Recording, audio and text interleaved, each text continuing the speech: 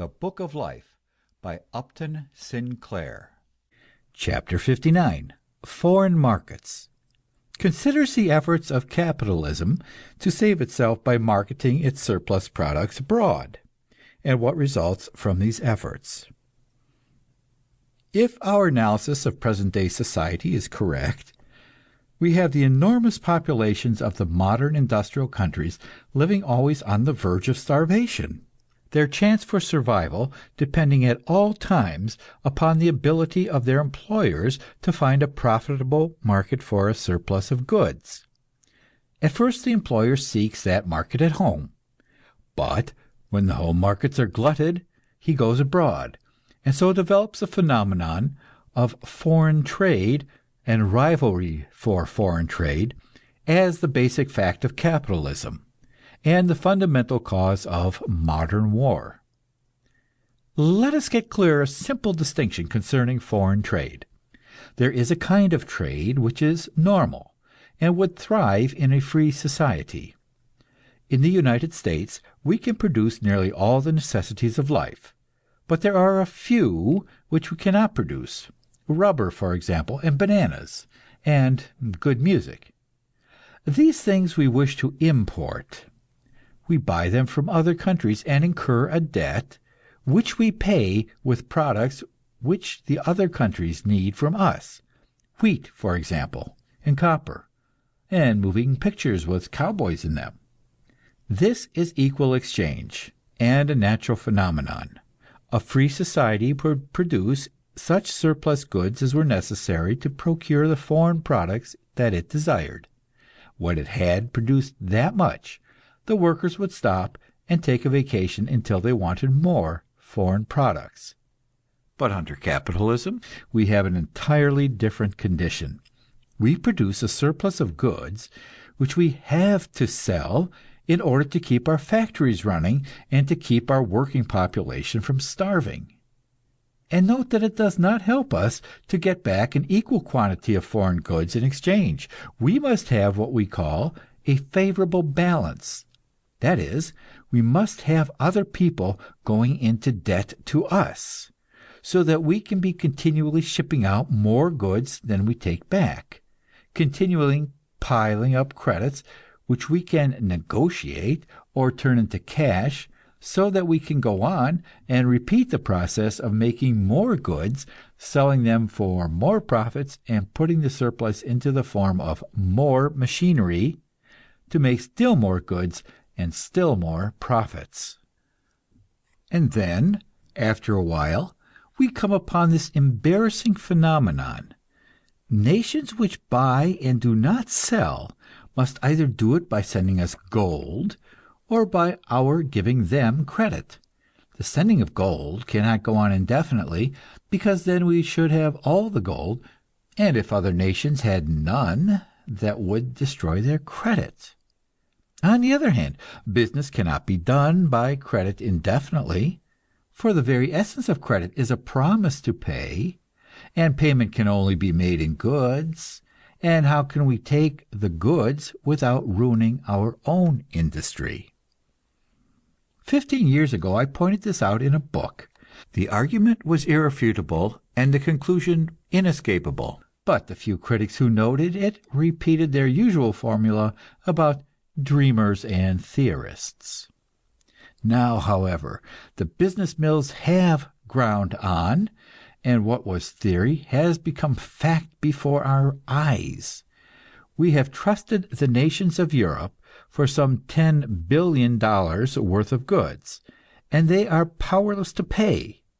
And if they did pay, they would bankrupt American industry. France wishes to collect an enormous indemnity from Germany, but nobody can figure out how this indemnity can be paid without ruining French industry. The French have demanded coal from Germany, and have got more than they can use, and are dumping it in Belgium and Holland, with the result that the British coal industry is ruined. The French clamor that the Germans must pay for the destruction they wrought in northern France, and the Germans offer to send German workmen to rebuild the ruined towns. But the French denounce this as an insult. it would deprive French working men of their jobs. So I might continue for pages, pointing out the manifold absurdities which result from a system of industry for the profit of a few, instead of for the use of all. Ever since I first began to read the newspapers, some 25 or 30 years ago, all our political life has been nothing but the convulsions of a social body tortured by the constricting ring of the profit system. Everywhere one group struggling for advantage over another group, and politicians engaging in playing one interest against another interest. My boyhood recollections of public life consist of campaign slogans having to do with the tariff, production and prosperity, reciprocity, the full dinner pail, the foreigner pays the tax, etc. The working man under the profit system is like a man pounding away at a pump. He can get a thin trickle of water from the spout of the pump if he works hard enough, but in order to get it, he has to supply 10 times as much to someone who has tapped the pipe. But the tapping has been done underground, where the working man cannot see it. All the working man knows is that there is no job for him if the products of cheap foreign labor are allowed to be dumped on the American market. That is obvious, and so he votes for a tax on foreign imports, high enough to enable his own employer to market at a profit. He does not realize that he is thus raising the price of everything that he buys, and so leaving himself worse off than he was before. All governments are delighted with this tariff device because they are thus enabled to get money from the public without the public's knowing it. The foreigner pays the tax, we are told, and as a result of this arrangement, the Steel Trust, just before the war, was selling its product at a high price to the American people and taking its surplus abroad and selling it to the foreigner at half the domestic price. And we see this same thing in every line of manufacture, and all over the world. We see one nation after another withdrawing itself as a market for manufactured products and entering the lists as a marketer. One more nation now able to fill all its own needs and go out hungrily to look for foreign customers, adding to the glut of the world's manufactured products and the ferocity of international competition. At the close of the Civil War, the total exports of the United States averaged approximately $300 million, and the total imports were about the same. In 1892, the exports first touched $1 billion, while the imports were about 9/10 of that sum. In the year 1913, the exports were nearly $2.5 billion, while the imports were $600 billion less. And in the year 1920, our exports were over $8 billion, and our imports a little over $5 billion. So we have a favorable balance of almost $3 billion a year. And as a result, we are on the verge of ruin. This iron ring of overproduction and lack of market exercises upon our industrial body a steady pressure, a slow strangling. But because the body is in convulsions, struggling to break the ring, the pressure of the ring is worse at some times than at others. We have periods of what we call prosperity, followed by periods of panic and hard times.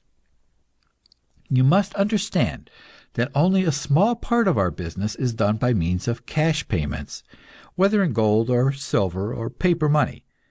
Close to 99% of our business is done by means of credit, and this introduces into the process a psychological factor.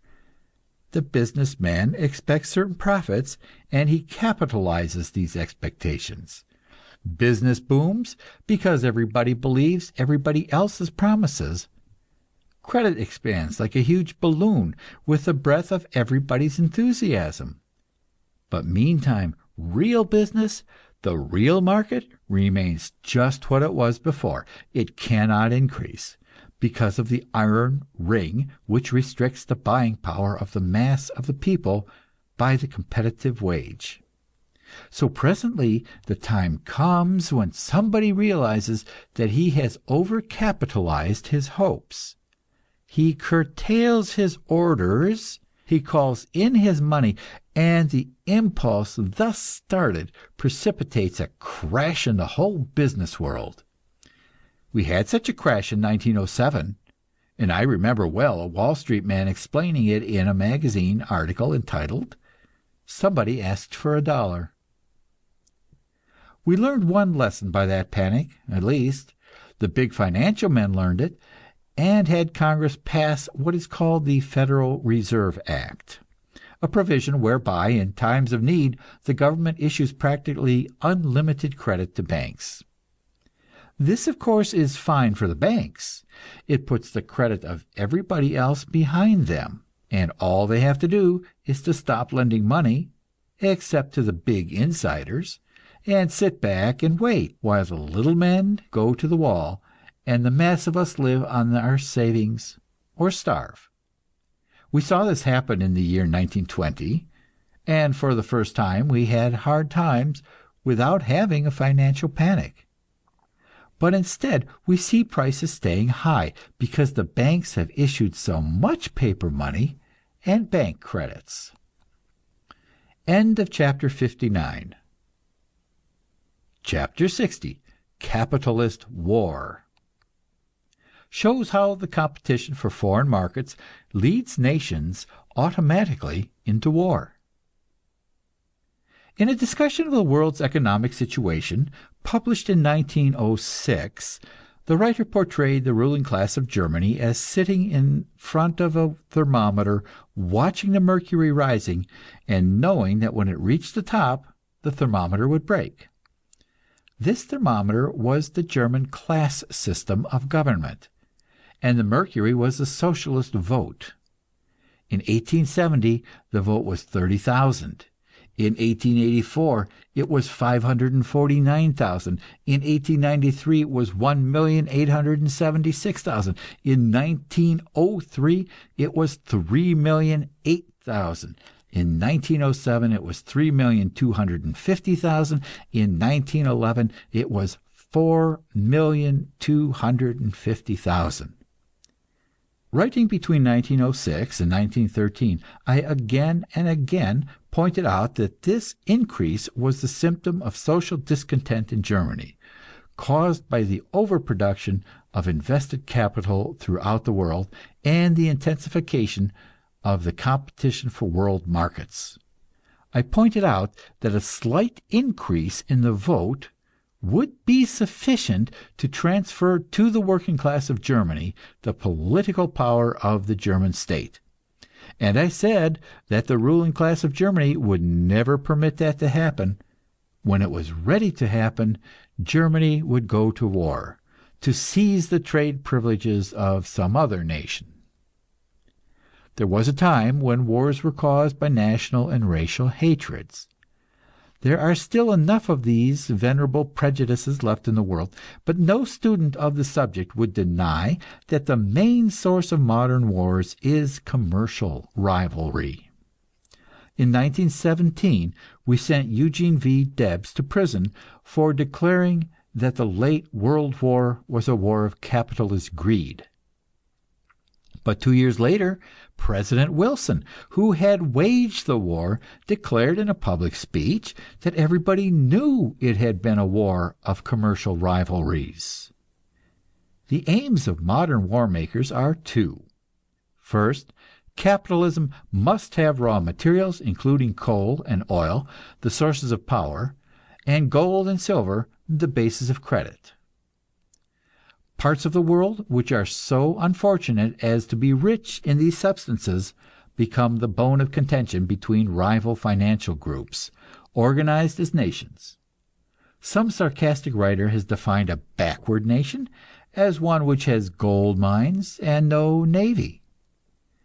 We are horrified to read of the wars of the French monarchs caused by the jealous quarrels of mistresses. But in 1905, we saw Russia and Japan go to war and waste 1,000,000 lives because certain Russian Grand Dukes had bribed certain Chinese mandarins and obtained concessions of timber on the Yalu River. We now observe France and Germany vowed to undying hate because of iron mines in Lorraine, and the efforts of France to take the coal mines of Silesia from Germany and give them to Poland, which is another name for French capitalism. The other end sought by the war makers is markets for manufactured products, and control of trade routes, coaling stations, and cables necessary to the building up of foreign trade. England has been the mistress of the seas for some 300 years, which meant that her traders had obtained most of these advantages. But then came Germany, with her newly developed commercialism, shoving her rival out of the way. The Englishman was easygoing. He liked to play cricket and stop and drink tea every afternoon. But the German worked all day and part of the night. He trained himself as a specialist. He studied the needs of his customers, all of which, to the Englishman, was unfair competition. But here were the populations of the crowded slums, dependent for their weekly wage and their daily bread upon the ability of the factories to go on turning out products. Here was the ever blackening shadow of unemployment, the mutterings of social discontent, the agitators on the soapboxes, the workers listening to them with more and more eager attention, and the journalists and politicians and bankers watching this phenomenon with a ghastly fear. So came the Great War. Social discontent was forgotten overnight, and England and France plunged in to down their hated rival once and for all time. Now they have succeeded. Germany's ships have been taken from her, and likewise her cables and coaling stations. The Berlin-Baghdad Railroad is a forgotten dream. The British sit in Constantinople, and the traffic goes by sea. American capitalism wakes up and rubs its eyes after a debauch of Presbyterian idealism, and discovers that it has paid out some $20 billion in order to confer all these privileges and advantages upon its rivals. Ever since I can remember the world, there have been peace societies. I look back in history and discover that ever since there have been wars, there have been prophets declaiming against them in the name of humanity and God.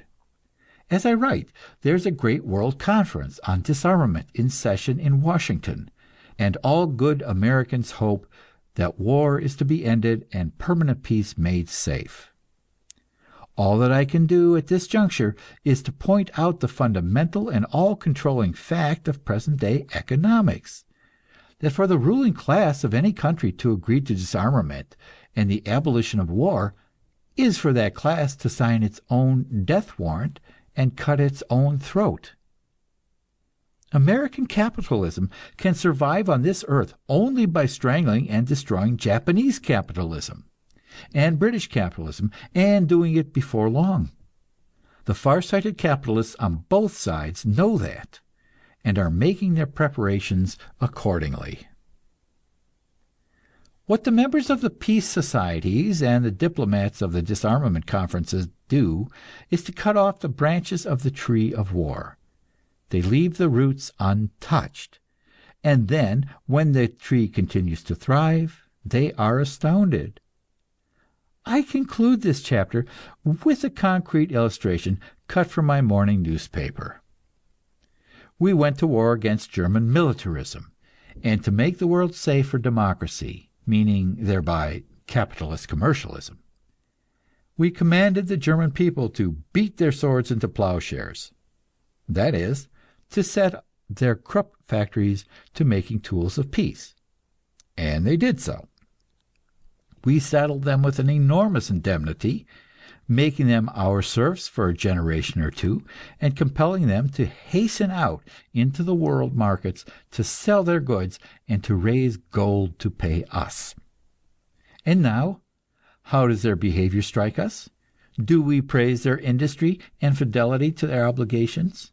Here are the headlines of a news dispatch published by the Los Angeles Times on December 10th, 1921, at the top of the front page, right-hand column, the most conspicuous position in the paper. Read it and understand the sources of modern war.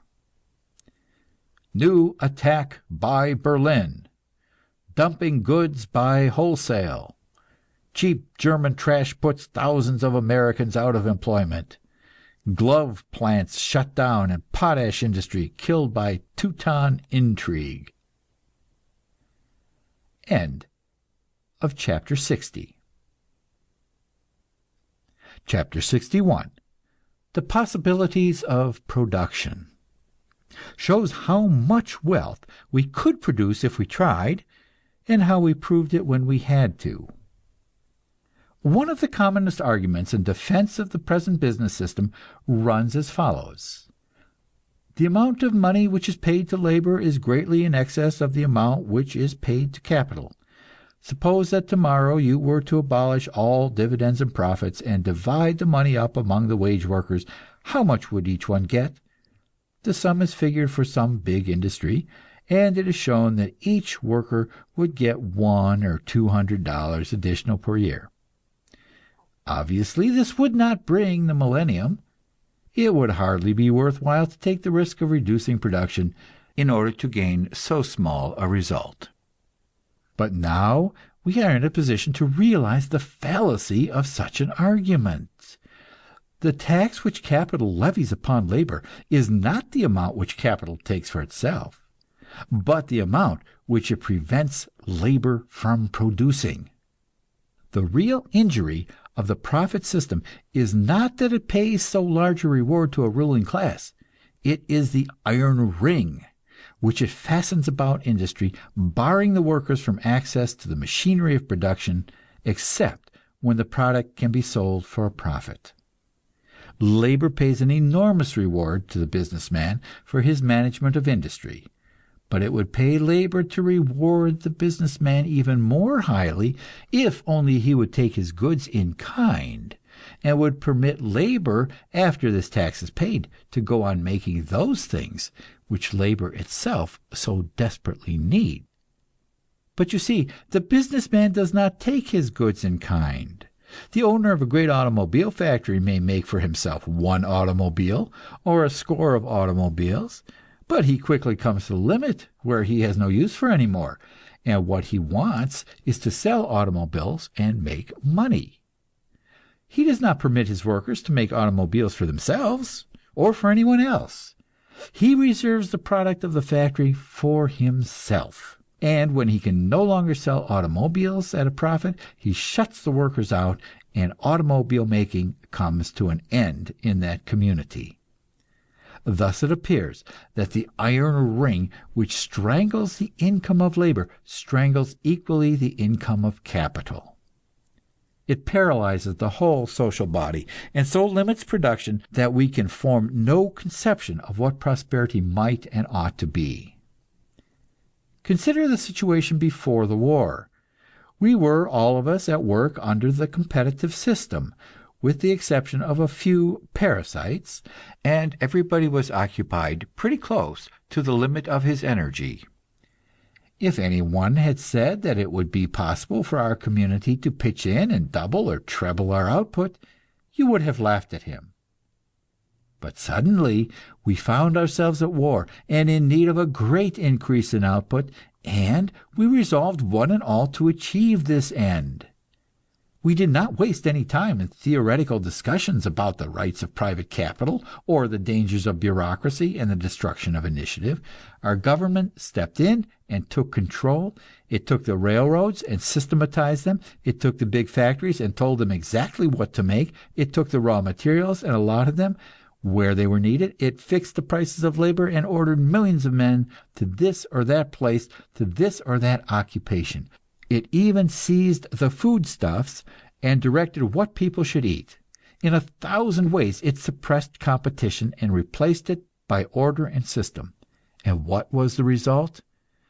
we took 5 million of our young men, the very cream of our industrial force, and withdrew them from all productive activities.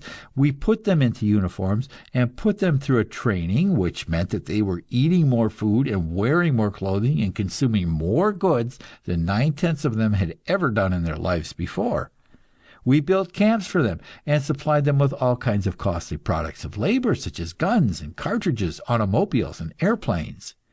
We treated 2 million of them to an expensive trip to Europe, and there we set them to work burning up and destroying the products of industry to the value of many billions of dollars.